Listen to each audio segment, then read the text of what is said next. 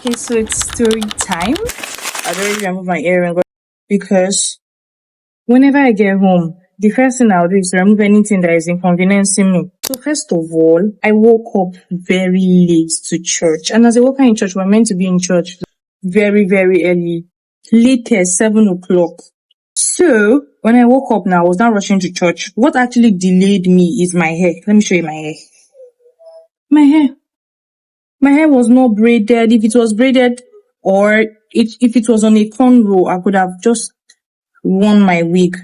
But when I wear my wig, let me show you let me tell you when I wore my wig,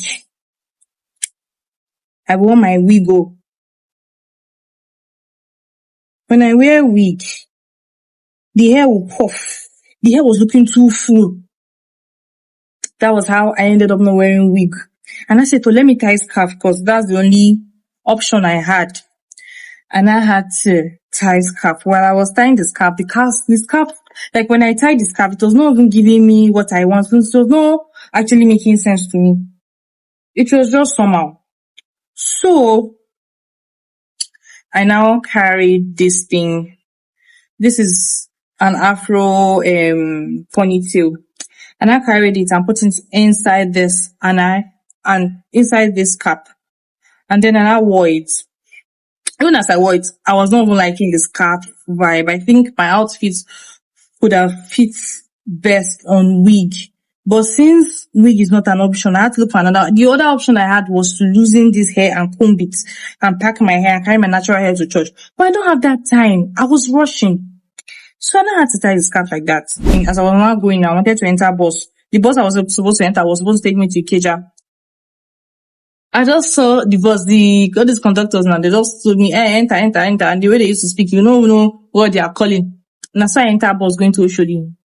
I didn't even know. I don't know, but my mind was telling me that I was like, no, this bus is the Ikeja bus. There's nothing anybody can tell me. Normally, I used to enter Ikeja bus and the bus used to be, let's be on the road. It used to be in a particular place. You just enter it. That's how I now stayed. Though the man was looking for passengers, I was like, hey, time is going. No, that was how I now heard Oshodi. Because there's a way they pronounce that Oshodi. You will not hear anything. You ought to be hearing, I don't know. I was trying hearing Oshodi. And I asked the man, now Oshodi now they go. He can't say yes. That was how I came down from the bus and entered a bus going to Ikeja. Luckily for me, there was only one slot left for the bus going to Ikeja. So I just entered immediately. So while I entered, I sat there's this edge. There's one seat that they used to fix. If you always enter bus, you go know this. You know all those their seats that they used to always fix with rod. That was the seat I entered. And the seat was shaking and then they will not now know how to drive very well. And they know that somebody is sitting there in that kind of delicate seat. That's how I sat down in that place. So my back was paining me because there's no place you can rest your back. You just have to sit down there till you reach. That was not even what was doing me. What was now doing me is that the woman that is sitting close to me, she was wearing a lace cloth, like a beaded cloth. And she was so close to me. And the bead they took me for hand. Like it was so and there was no way I can shift my body because there is no space. They are big in size. Might put on like that. There was no way for me to shift. That was how I had to enjoy it till I got to Ikeja.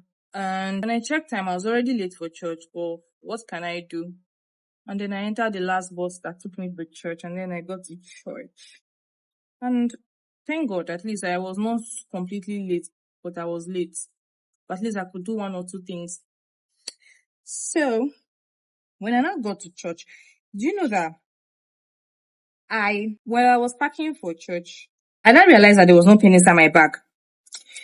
And I saw the pen on my bed, and I told the Holy Spirit that I should remind me today to put the pen inside my bag. Funny enough, while I was dressing up to church, he reminded me, or he told me that this pen, carry it now. I was like, hey, I'm coming, let me do my skincare. And I saw they go do skincare. I still forgot the pen, and then I'm someone that when I'm in service, I don't like using my phone, no matter what, like using it for Bible or using it for notes. I like using like physical notes where you feel write things. I don't like using like my phone to jot.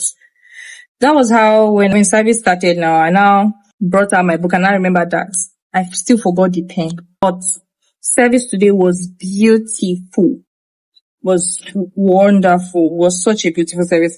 Even though at some point I was sleeping, but I'm going to go and re-listen to the sermon. I feel this week, maybe Steph, we should make it should be a norm where we listen to sermons, Sunday sermons every single day of that week,